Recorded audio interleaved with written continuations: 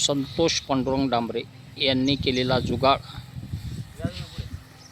SRT पद्धतीमध्ये तणनाशक मारण्यासाठी अत्यंत प्रभावी ठरला असून वेळेची, पैशाची,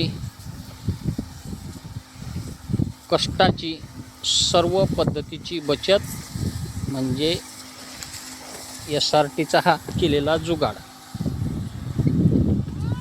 पाहू शकता।